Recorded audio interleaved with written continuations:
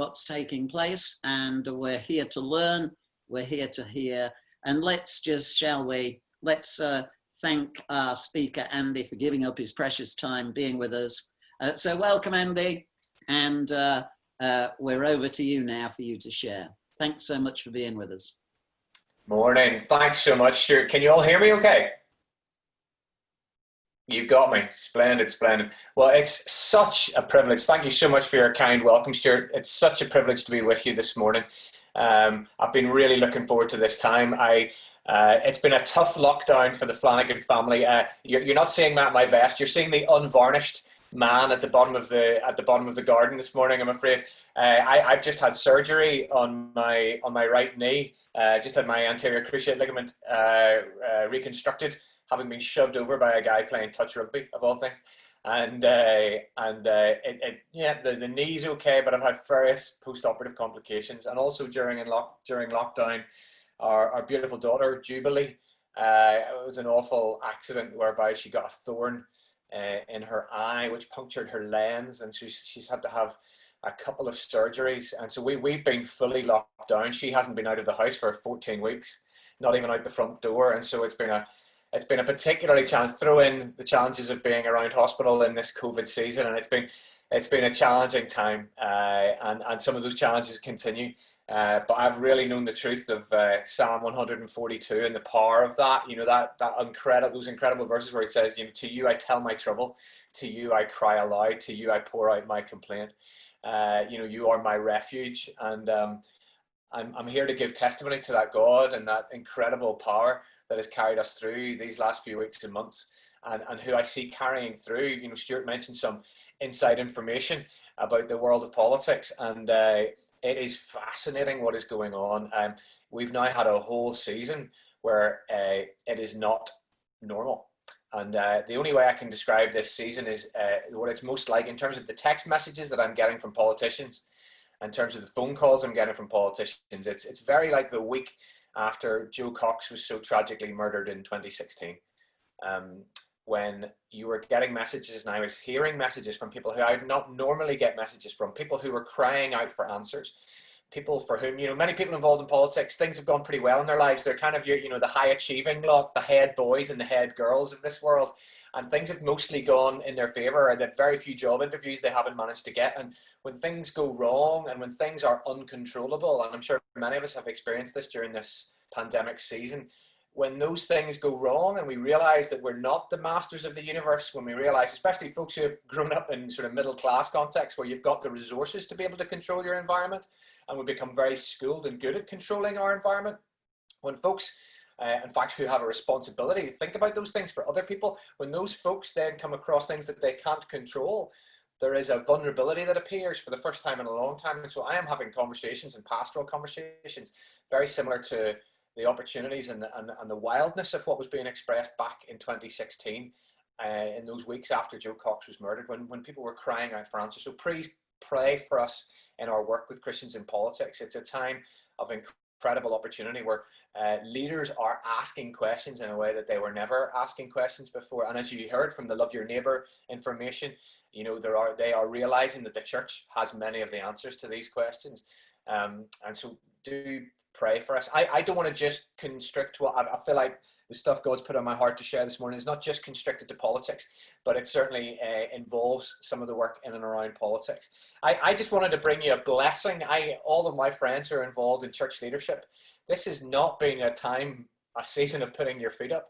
This has been actually a really tiring season for many people. So before we start, I just want to, if it's all right, I just want to pray a blessing on you guys.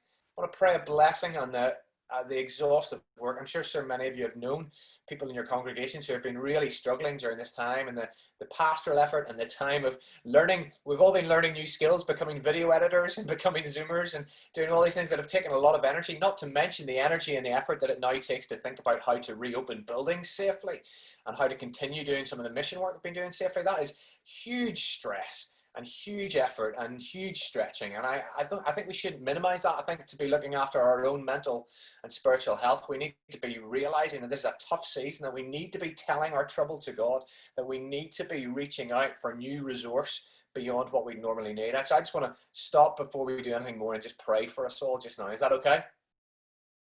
Lord God, I want to pray a blessing on this wonderful network of people, this wonderful, faithful bunch of leaders, God, who have been giving and serving and giving during this time, while we've all been sitting under this added level of anxiety, this added level of fear of things that we cannot control. Lord, I pray for a sacred space this morning, God, that we could hear from you, that you will do us good this morning, God, that you would come and you would speak to us, that you would bless people, you would rejuvenate people, you would bring people alive again in the power of your Spirit. Lord, I pray for an anointing on folks this morning, God, that you would restore and revive. God, would you encourage? Would people hear a loud, crashing, well done, good and faithful servants? In your holy name. Amen.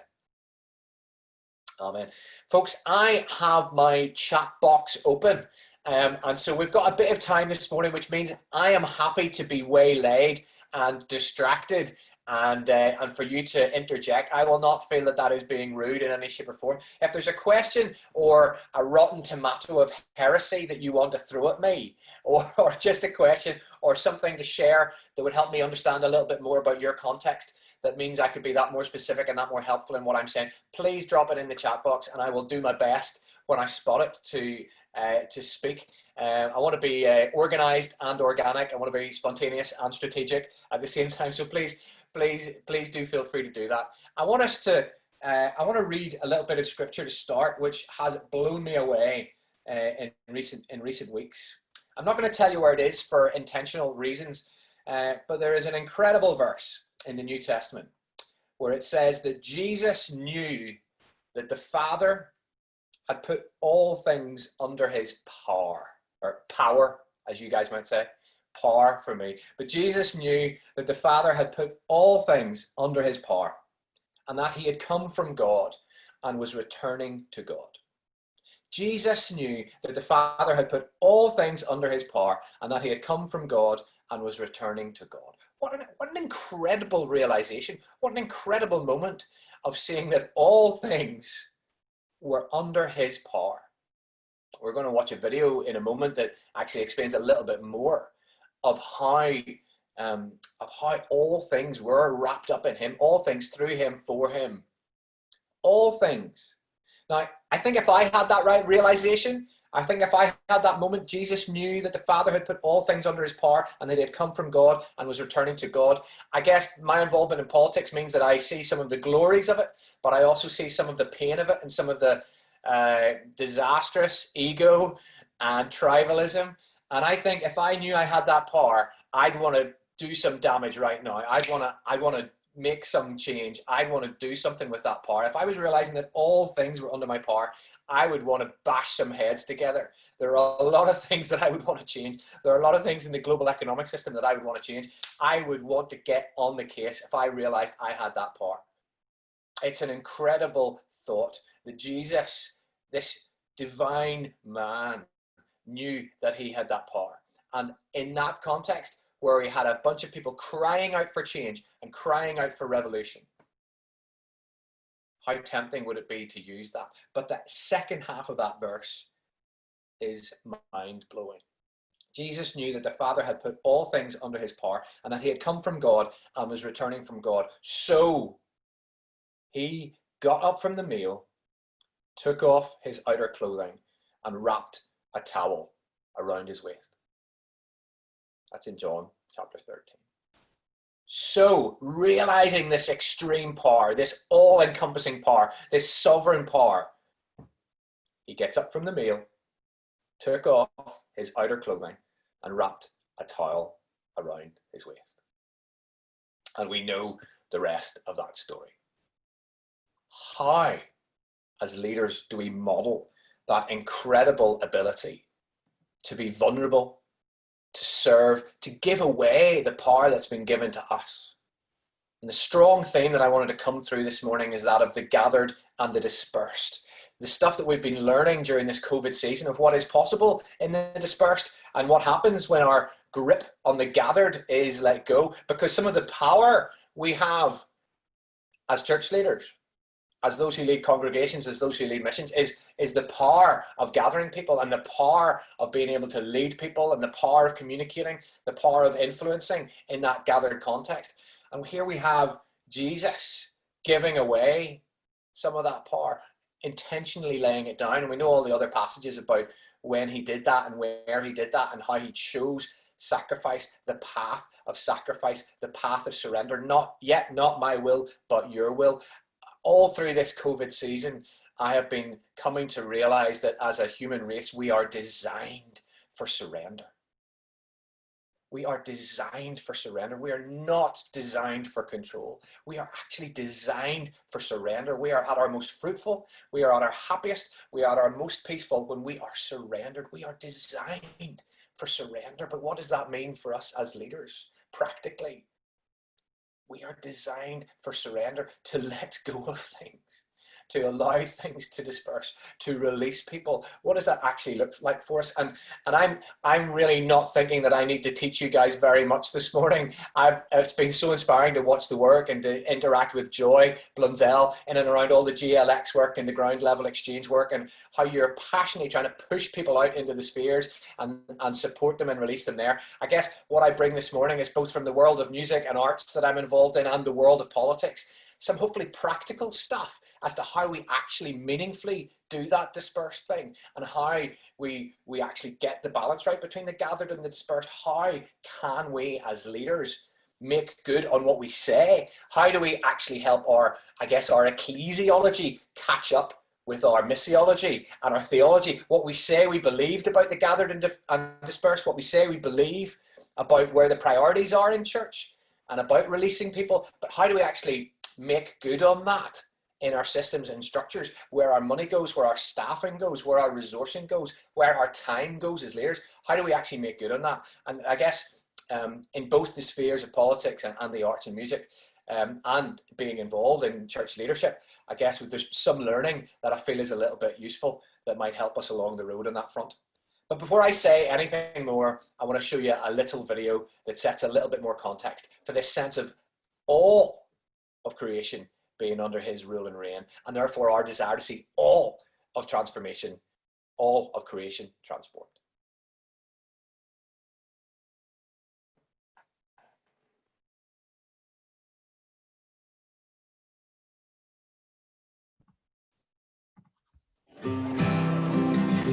A group of spies once tried to trap Jesus, asking, "Is it right to pay taxes to Caesar?"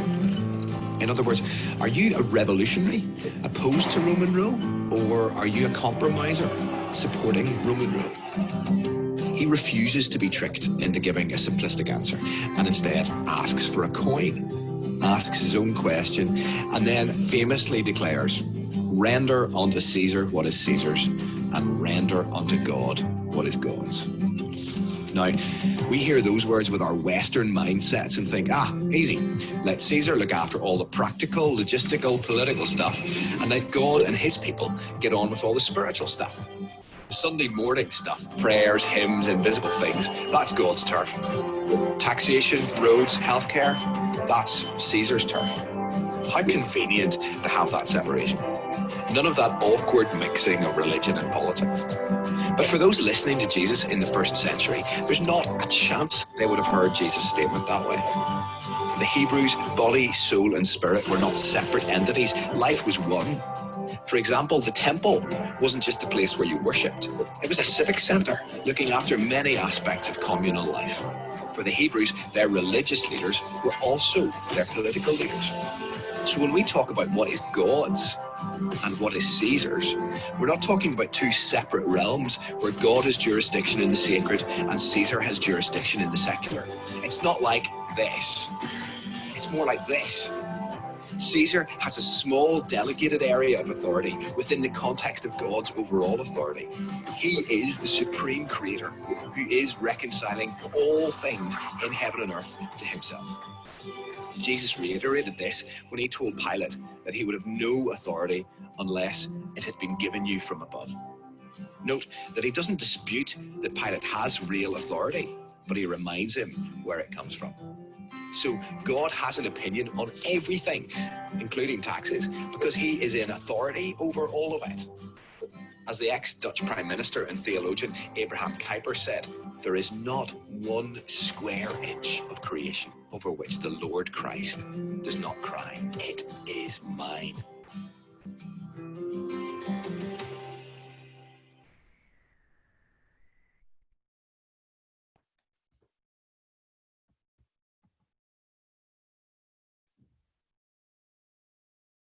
Can I get an amen to that last statement? Isn't that an incredible thing? There is not one square inch of creation over which the Lord Christ does not cry, "It is mine." In the world of economics, in the world of healthcare, in the world of politics, in the world of teaching, in the world of local councils, in the world of sport, there is not one square inch of creation over which the Lord Christ does not cry, "It is mine." And you see, this is not just transformation of culture. We, as you know, you've been looking at the spheres, all that sociological work that has looked into the 7 spheres. Some people talk about the 8 mountains. There are so many different ways of talking about it. But the bottom line is that the key word in there is the transformation of culture. And the word culture comes from the same Latin root as the word cult. And we think about cults and we think about the people who lead cults. But culture is what gives people their lead. Culture is what gives people their lead. It's the stuff that invisibly influences. It's the stuff that invisibly influences all our young people that are growing up. It's the stuff through education, through politics, through the media, through the arts that they watch that is influencing everybody, especially our young people, to what is right and what is wrong. And so when we talk about transforming culture, we're not just talking about an abstract idea of transforming culture and making all those areas of life better. If you are a church leader who doesn't even believe in all that transformation of culture stuff, who believes that actually our primary job should be saving souls and our primary job should be looking after folks in the flock, and there aren't too many people that believe that anymore, but even if you are somebody that just believes that, it's so important to take on this idea of the transformation of culture, because to believe that just with 30 minutes on a Sunday morning, that we will have the primary influence over the heart and mind and soul of what one of our young people growing up thinks, or what one of our adults growing up thinks, is naive, when every single day, every adult in the UK is bombarded with 350 different advertising messages by radio, by internet, by billboard. 350 every day, the research shows. And that stuff wouldn't be done by advertisers if it wasn't working. That stuff wouldn't be done by political advertising or marketing or branding advertising if it wasn't working. It works. We are influenced by that stuff. And yet we believe that just with 30 minutes, just one little percentage point of the whole number of minutes in a week, that we are going to be able to disciple people and influence them to live in the way that we believe that people should be living, to call people to another way. Even if you only believe that people in church should be looking after and discipling those within their flocks and not thinking about transforming culture, even if that was all you thought, you would still want to be influencing the whole of culture, because it's that whole of culture that is primarily influencing your people, that is primarily influencing your flock. That is the primary influence. And we are naive to think that we are the primary influence when there's so much other time that people are being influenced. So we need to be involved in the world of education, so that what our young people grow up hearing in schools is what they need to be hearing. We need to be involved in politics, so that what our leaders are saying is giving a good example to those who are following. That is actually good legislation, that is kingdom-bringing legislation, rather than the opposite.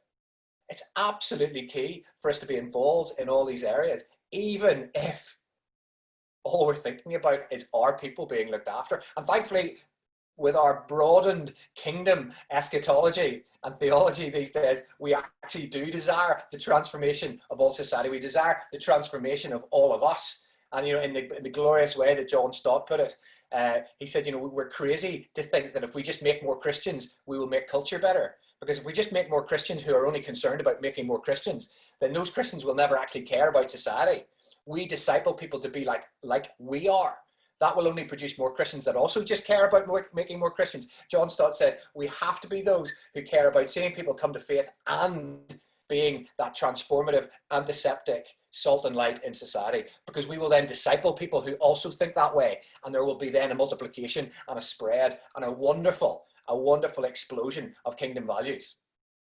But how do we actually go about doing that? Because it's very difficult, and we do not step into uncontested territory. It's very easy to talk about the spheres and think that, well, oh yeah, Christians get involved, salt and light, we get involved, we tell the odd positive story of a Christian politician or a Christian head teacher or a Christian policeman, and we go like, oh, this is great, it's all happening.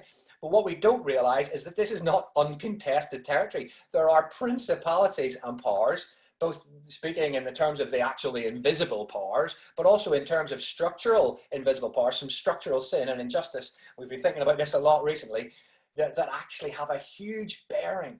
And so when we step into these areas, we need protection, we need prayer, but we also need that specific prophetic wisdom that the teachers, the apostles and the prophets bring to us. And usually we have some of that wisdom in the gathered when we're having a ministry time at the end of a gathering, but less often do we have that specific wisdom and leading in the context of the spheres in which we operate in. Because actually most of the time, it's only when you're in the midst of that sphere, when you're in the midst of that complicated, tense, sin-ridden, dark place at times, that we actually discover some of the challenges that we're going to come up against. You know, so I could talk about politics, I could talk about the arts and some of the challenges of tribalism, of ego, of ambition, but they're all in each different subculture, in each different sphere, there are particular darknesses and particular glories. And it's mostly the folks who are involved in those spheres who actually understand them. And so it's mostly the folks who are involved in those spheres that need to hold one another accountable. You know, I've got friends who are church leaders in East London, and many of their congregation members are investment bankers. And I think I have the same conversation with all these leaders who say, you know, Andy, this guy, this lady, they are brilliant members of the congregation. They give a lot to the collection, and they're great parents. But I haven't a clue what they do on a Monday morning. I have not a clue whether what they do on a Monday morning is ethical. In fact, I'm not even sure if the entity that they work for is ethical. I don't know if it's contributing, if it's net positive to society or not, or a net negative. I don't really understand. And if you're a church leader, how could you understand? How could you get your head into that game of hedge funds and investment banking and derivatives and all the complexity of that? How could you get involved in that to be able to ask the right questions, to be able to disciple that member of your congregation? You know, maybe we need to reinstitute a kind of a bring your pastor to work day type scenario where you know, we all go off to spend time in those places. But that's probably not practical. And by the time you multiply that by the 40 or 50 other career streams in your congregation, it just wouldn't be practical. And there's no way you'd be able to get your head around it. So how do we meaningfully disciple folks in those spheres? Because actually that's where some of the most exciting discipleship happens, when we come up against these principalities and powers, where we realize that we need prayer, where we realize that we need each other. A lot of the time, that discipleship, that grinding up against tough stuff, that iron sharpening iron, doesn't so much happen in the context of the small group, where you're sitting there with the 8 friends that you know really well, and to be honest, you're the only expert on that particular area, and so you can bluff your way, and they're unlikely to be able to ask you the tough questions. That's where less of the discipleship and the challenge happens. More of the discipleship happens in these places of stretching, these places where people are having to make really tough ethical decisions, whether they're working in the legal system, or whether they're working for a supermarket, or whether they're working in the realm of media and PR. You know, is it valid to be stretching the truth? If you're working in marketing, is it valid to be saying this? Is it valid to be trying to get people to, dispense with their cash for this particular product? What way can people be meaningfully discipled? And the challenge, I guess, practically for many church leaders is that in any given congregation, say you've got a congregation of 40, 50, 60 people, there are probably maybe 1 or 2 into politics, there's maybe 3 or 4 teachers, there are maybe 2 or 3 businessmen, there are maybe 4 or 5 folks involved in local government. There's not usually in one congregation the critical mass to form a meaningful support and accountability group. But what we are seeing across the country in the most beautiful way, and I know it, having been in Lincoln last year with Joy and Stuart, hearing that some of this is happening in various places connected to the ground level network as well, but we're now seeing it all over the country. It's so exciting. Whereas previously, you know, I guess many of you will identify with this scenario that probably about 20 years ago, mostly when churches came together in a town, it was to do the unity service together. And you would come together and you'd do the unity service. But it wasn't a particularly satisfying experience for anybody, because we do a song to keep that lot happy and a bit of liturgy to keep that lot happy. And we'd interview her to keep that lot happy. And it was very piecemeal and not necessarily very satisfying.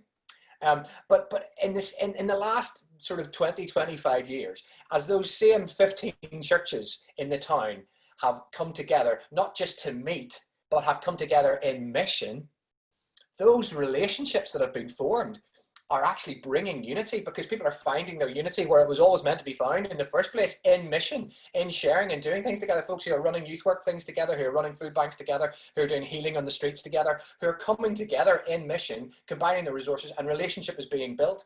And what you're starting to see is that on the back of those strong relationships, these churches together entities, or Transform Southwark or Love Bristol, or whatever they're called in different parts of the country, people are actually starting to meet one another and come together who have a shared passion for a shared mission field. So you've got in Leeds, you've got the folks on the back of churches together in Leeds, you've got Christians in Politics, Leeds, you've got the political grouping, and you've also got a business grouping coming together with their shared passion. And even though there are only 2 or 3 of them in each church, across the 15 churches in the town, there is actually a meaningful, critical mass of people who can come together, who can hold each other accountable, who will ask each other the right questions, who will pray into and long to see transformation in that particular part of culture, in that particular part of God's creation. And it's an incredibly exciting thing to see. You see what's happened in Bristol as they've pursued that and done that and prayed for one another. People from across the political spectrum, people from across the different parties coming together. And an incredible thing is happening there. Some of you will know that Marvin Rees, the mayor of Bristol, who's been very prominent actually in recent days, is a full-on believer and was part of our Christians in Politics training program before he actually got the job in Bristol. And I'm just seeing a question come through on the chat, so I'm going to ask. I'm going to read it. It's from Mark Hopkins, and he says, in a world which seems so polarized in discussion and debate, how do we bring a better way and a better voice into this arena? And it's probably an appropriate moment to answer that question, because there is no shortcut to this, Mark, and we are seeing this happen in Christians in Politics groups around the country. There is nothing but intentional relationship building with those with whom we disagree. That yes, we can be more polite on social media. Yes, we can be more thoughtful in social media. And boy, do we need to do that. And boy, do we need to be aware that social media is tribalizing us even more. That boy, do we need to be aware that we are having our own opinions fed back to us, because that's what the algorithms do, because they want to sell us stuff, and they want to sell us the stuff that we already like. And in fact, sell us a more extreme version of what we already like. But I love what the theologian Tom Wright says about this. In his book, How God Became King, he talks about that in politics, as in parenting, we know that there are moments and there are issues that come along that require a progressive response, i.e. things need to change. And we know that in parenting as well. Those of us who are parents, things need to change. Jesse, my 6-year-old, is now getting older, and so going to bed at 7 o'clock just doesn't work anymore. Things had to change. He has moved on to going to bed at about 8 o'clock. But there are also moments in life and in politics and in parenting that call for a conservative response, i.e. things need to stay the same. No, Jesse, we still don't pour water on the laptop. We still don't do that. That's still a rule. That hasn't changed. That route is still required. And Tom Wright says that it's fascinating to see that sometimes we don't have the space anymore in the public square to stop, to come across an individual issue, stop, take a breath, breathe, pray, consult scripture, look at other ancient wisdom and say, what is the response for here? Because everything has to be so quickly now, and Twitter responses have to be so quickly that all our responses are knee-jerk, mostly knee-jerk tribal responses of our tribe. And people need to stay in the tribe with the response because the context is so toxic out there on Twitter that actually you need the protection of your tribe. So it's very hard to do that nuanced thing of saying, well, on this issue, I'm over here, but on this issue, I'm over here. I'm unashamedly left of center in my economic thinking, but unashamedly right of center in my thinking on social issues. But it's how do you find that space? How do you find that nuance? How do you bring that ability? Because it's very hard in the present online social media context. And the only way, we've had some real success with Christians in politics in diffusing some intra-party, intra-church theological debates by diffusing some things that have kicked off in social media, but you can never diffuse them by doing it on social media. You can diffuse them by lifting the phone and talking to people and saying, you see that thing you just posted? Is that really what you think? Is that really the way you wanted to articulate it to that guy? Or was that just in the heat of the moment? It can only happen through real relationship. We can't solve online things online. You only solve it through real relationship. And the best discussions and the best arguments I have politically are with the members of parliament who I still, not with my knee presently, who I still get to play five-a-side football with, who know me as a human being, who know me as a person broader than just what they think a Christian's going to think on these things. And it's about relationship. It's about stepping into those places and into those relationships that straddle the gap. And boy, with the division of Brexit and the division that's come even more culturally beyond that, boy, do we need those peacemakers and bridge builders as Christians. Boy, do we need those people who will be on our knees before we knee-jerk a response, to have a chance of being on our knees before the one who knows it all, to give us even just a glimmer of a chance of knowing that we may not know it all, that we may not be the ones who know it all. And in fact, there may be something to hear from somebody on the other side of the debate. And in fact, it's almost pure arrogance to think that over the whole course of history, mostly people have broadly separated off into these left and right tribes, these progressive and conservative tribes. And to think that actually one of those two is purely correct, and that there's nothing to draw from the other one, when actually both have emerged as schools of thought and ideologies over the years, is crazy thinking. Is really arrogant thinking. And so do we have the space? We believe as Christians in politics, don't get me wrong, we believe it's important to be part of one of those tribes if we are called into one of them, to be salt and light in the midst, to be the minority opinion at times in one of those tribes, or in one of those 4 or 5 tribes. But it's important not to lose your identity to that tribe. It's so important. Your identity has to be found first and foremost in Christ. And sadly, that's why these support groups are needed. That's why these support groups, to keep people accountable and to keep people sharp in all the spheres of society, that's why they're needed. Because too often I see enthusiastic Christians get involved in these spheres of society, but then get blown by the wind. They start to find their identity more in the tribe than in Christ. And that's a crucial problem. And unless we actually, that's why we're training people to have a really biblical perspective and a biblical foundation, even before they get involved. That's why with Christians in Politics, we're using these mentoring programs and these training programs and the influence course that's being launched this year. That's why we're trying to give people a biblical basis for why they're getting involved. That it's not just a pragmatic, functional sorting out the world, that this is a divine vocation, that this is a holy calling, that this calling happened in Genesis chapter 1 with Adam and Eve. It happened as a calling to public leadership, to involvement in the public space, to involvement in that space of leading and of that responsibility and that stewardship of creation. It happened, crucially, it happened before the fall. It happened before anything went wrong. It happened before anything wrong. This is not just sorting out problems. This is not just pragmatic. This is a holy calling.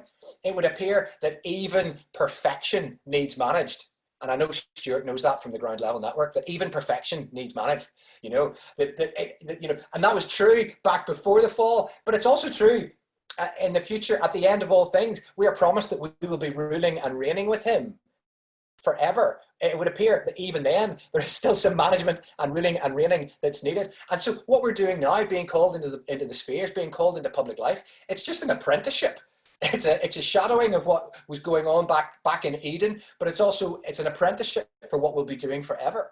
This is the call. This is a divine vocation, and therefore we have to do it in connection, in deep rootedness, in that I am the vine, you are the branches, deep rootedness. It's so easy to get involved in these areas. It's so easy to get involved in social action and just get dry and weary and just be doing, we're just here to sort out the world. We're not. This is a divine vocation, and if we're not rooted, the stuff we're doing may not be effective. We could probably bear fruit, but it won't be kingdom fruit. In fact, it's very easy to bear fruit these days because it's very easy to get the applause of society, to get the applause of government.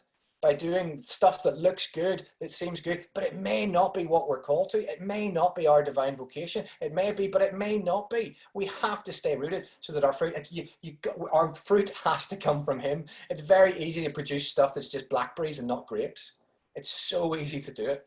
And we're not good at being pruned these days. We're not good at just only doing what we hear the Father calling us to do. Not good at doing what Jesus did and moving on to the next place, knowing that was enough. We are so almost challenged to be just constantly meeting needs. He didn't just meet every need. He did what he only knew the Father calling him to do. He said only what he knew the Spirit saying, calling him to say. And so can we be, for our own ego and our own status and our own sense of significance, can we be content to only do what he's calling us to be holding on to that divine calling, to be that rooted person?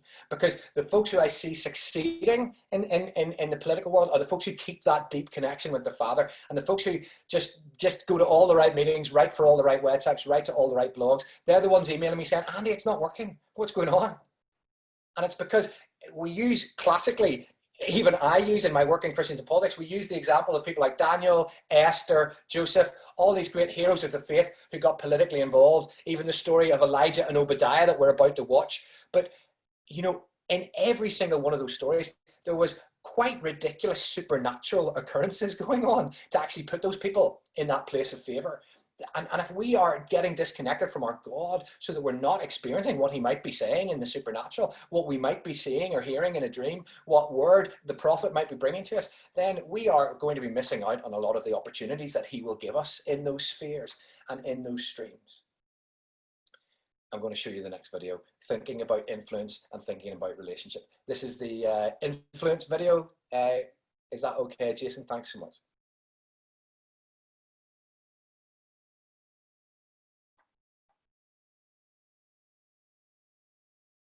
Are you there, Jason? Are you okay? Good man.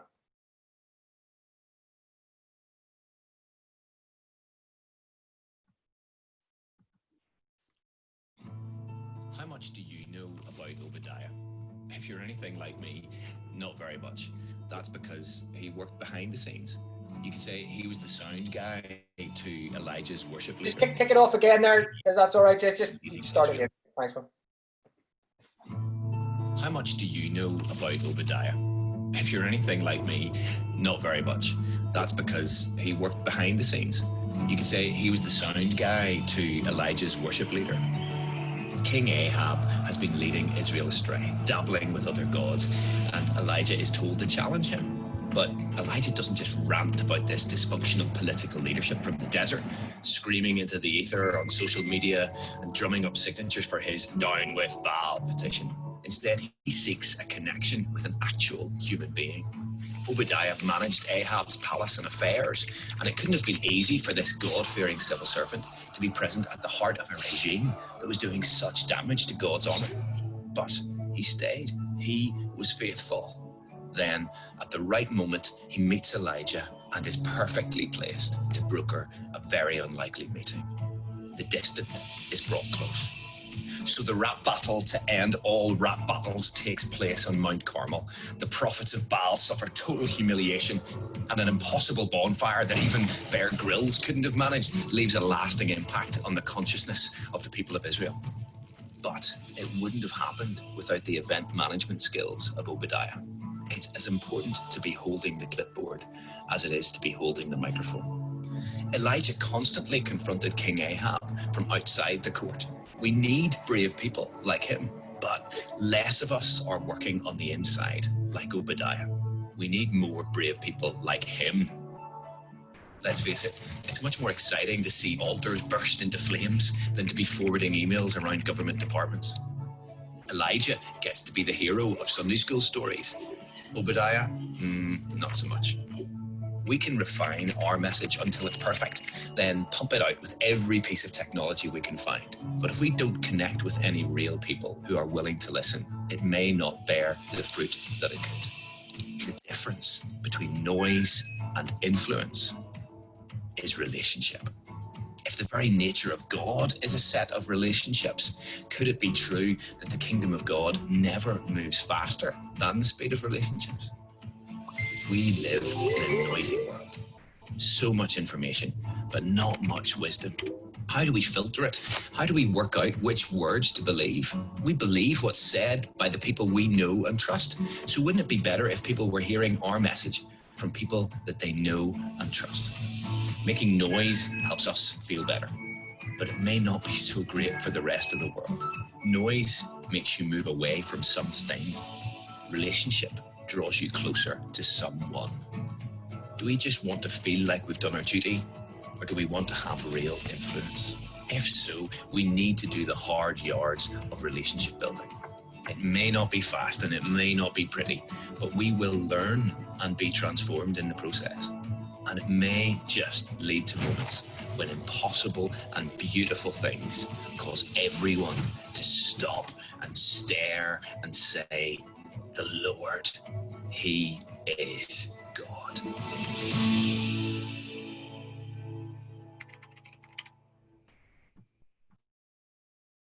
So I'm just going to consult for a moment. And there's just a couple more things that I was wanting to share and then get you to ask some questions. But how are we doing for time, folks? That would be really helpful to know. How much longer in the section in total, would you say? Jason? We've got you down for another 10 minutes, but feel free to... Great. Well, just a couple of thoughts to throw in, and then just some questions for your breakout groups. It's all very well to talk about this gathered and dispersed stuff, but actually so much we've all grown up mostly honing our skills around what it looks like to gather as a church. I grew up wanting to be a worship leader because I saw worship leaders platformed. I never saw politicians platformed. I thought that sounds good. I still love leading worship. I still absolutely love leading worship. Don't get me wrong, but that there was a natural draw, and there was training, and there was resource, and there was availability, and there were methods of discipling for me to be able to do that. So what in our structures and our systems can shift so that we are equally training people to be better teachers, better educators, better marketers, and better politicians? How can we be training our people to be salt and light in those spheres? And obviously we're doing that through training, and we're connecting people up, and we've talked about getting these groups going that either sometimes, if a church is big enough, can be in the church or across different churches. But I think sometimes there's just an attitudinal shift that we need. And sometimes those involved in the spheres don't make this easy, because sometimes if you're in politics or the arts, for example, you don't make yourself easy to disciple. So I know how hard this is for church leaders as well, because some of these people can be sort of slightly semi-detached and very hard to disciple and very hard to hold on to. And also sometimes we need to honor the gathered as well. In fact, I believe that what people learn in the spheres needs to be brought into the gathered. And sometimes those who are involved in the spheres can be a little bit annoying about their involvement in the gathering. I'll never remember one of our churches in London, and we were asking somebody who was involved in the West End, who's a very successful West End actor. We were asking her to be involved in doing a dramatic reading for a particular service. And I'll never forget her saying, well, yes, I don't really like doing this short form drama. I really believe theatre should be long form. It should be at least sort of 60, 90 minutes. And I really don't want to prostitute my art like that. I really don't want to, I'd feel uncomfortable doing that. And at which point I was saying, well, every Sunday morning, do you really think I'm doing the art that I want to do? Every Sunday morning when I'm playing my, 1970s, middle of the road, sort of soft rock, acoustic folk, do you think that's me doing the art that I most want to do? But not really. Well, we've built up such a culture that that is what some people really want to do. But you had to make the point actually that there was a choice to serve. Again, that John 13 thing, the choice to serve, the choice to give away. So what I like to talk about is people from the spheres tithing their gifts back to the gathered.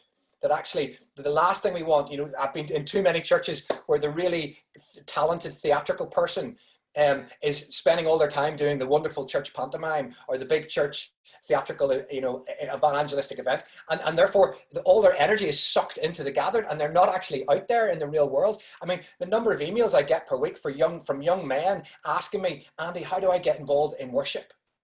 And I'll say, well, serve where you are, write stuff, describe what God is like and what he's doing in your community and share that with your church. And if they want to sing it, great, and get involved, lead. And I'll get the email back that says, yeah, but how do I get involved in worship?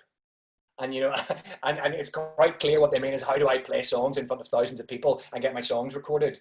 You know, we've created that toxic subculture where that's where the natural energy of our young people is leading. And the criminal thing is that all of this incredible musical potential and energy and evangelistic energy that could be out there in the pubs and the clubs and the music venues is all just sucked into the church.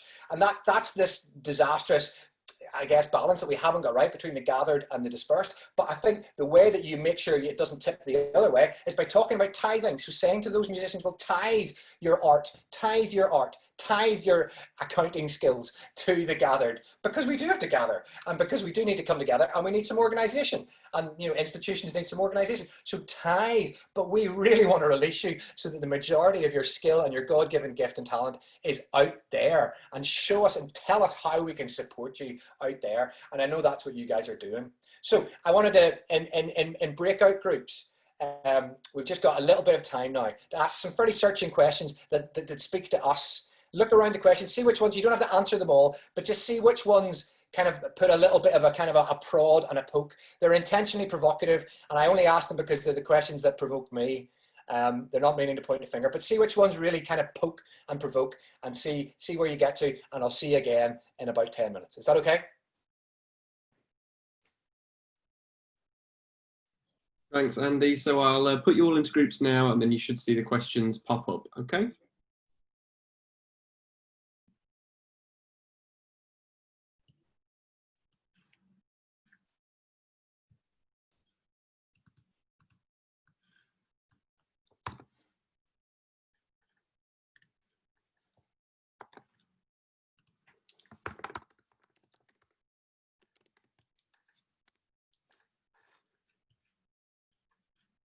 Hi, Joe. Have I not put you in a group? Hi, you did put me in a group, but I've just got to go and pop and take Hudson to his friend's house. So then Don't worry. I left it really quickly. We were just like staring at each other. I was like, oh, what's going on here? Meeting. So shall I just mute myself and? Yeah, whatever you. Yeah, okay. Fine. You just sit there. It doesn't matter. Yeah. Well, I've just got to go and take Hudson to his friends. Okay. See you. All right. See you later.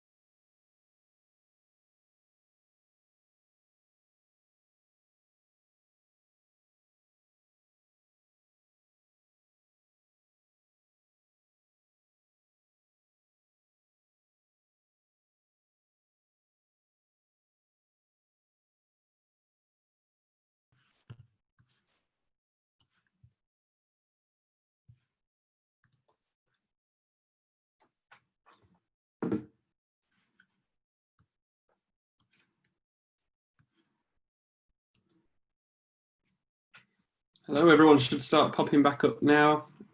Andy, then if you want to carry on.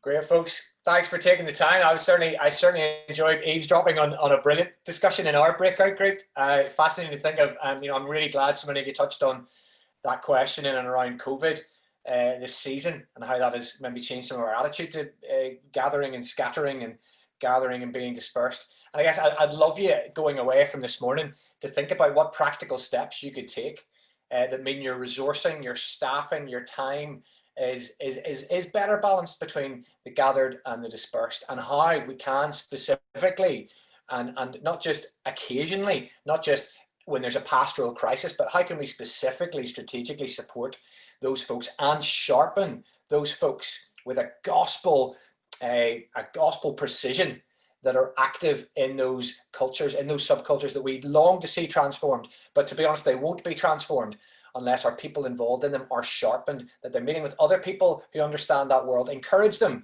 to be meeting and getting involved in the Christian Police Association, or the Lawyers Christian Fellowship, or Christians in Politics. There are resources like that nationally, but also it needs to be local. It needs to be relational. It needs to be people coming together locally. And I'm wondering how you can facilitate and how you can help curate those discipleship spaces, because that's some of the most powerful discipleship that I believe you will see happen in your people, will happen in those sort of spaces. So just to encourage you, I just wrote something recently that tried to, I guess, a bit more poetically put into words what we are seeing happen around the world and around the country. And I just wanted to leave you with this as a bit of a blessing. So on any given day, people are holding the hands of dying children and not looking at their watches. They are cleaning the toilets of office blocks and smiling with patience and grace. They are telling stories to their neighbours of how God has transformed their lives. They are listening to the stories of their neighbours without interrupting. They are releasing slaves from bonded labour. They are painting canvases and writing songs that cry for a future where people are not just economic units. They are laying hands on cancer victims and seeing some of them healed. They are doing the dishes with joy. They are planting crocuses in council estates. They are speaking truth to long repressed, painful memories, bringing release and freedom. They are dancing when there seems no reason to dance. They are lifting war-scarred hands in praise. They are counseling those drowning in debt. They are pouring love into their children. They are giving prisoners a second chance. And when that's gone wrong, they're giving them a third chance. They're carrying floppy teenagers home at 2 a.m. They're baking brownies to befriend the lonely. They're mentoring young people who have never had positive role models. They are running rehab programs, not because they're paid to, but because they love the addicts. They are singing unashamedly cheesy songs because their street cred has been left on the altar. They are blogging the reason for the hope that they have. They are living simply and loving the earth. They are learning the difference between want and need. They are rediscovering the word enough. They are making movies that ask important questions. They are standing in parliaments and councils, speaking up for those who cannot speak for themselves. They are running ethical businesses. To be more specific, they are helping Sam with his homework because his mum hasn't got time to. They're picking up Daisy from the Children's Centre because Tuesdays just aren't a good day for her dad. They're giving out tins of food to Sharon because the benefits just aren't enough anymore. They're campaigning for a better system that might give Sharon a chance to get off those benefits. They're flying medical expertise and supplies into unreachable parts of Burundi. They are comforting Shola, whose partner has just died of AIDS. They're teaching life skills to Bernice, whose confidence levels are through the floor. They are challenging big high street names to look after the workers who produce their clothes. They are running a safe house for Nadia, who's been rescued from the sex industry. They are challenging Tom, a CEO, to raise his bank's ethical standards. They are helping Lucy, a geography student, to find her way in life. They are building a low-cost home for Steve and Kerry, who could never afford it otherwise. They're giving Declan and Cian an opportunity to play sport when there's no space on their streets. Grace and Kieran have become through the chats that happen at their local community hall. Terence runs a community choir for women who thought they would never want to sing again. Chris and Isabel are sending shoe boxes full of toys to Romanian children like Elaf. and many are praying, your kingdom come, your will be done on earth as it is in heaven.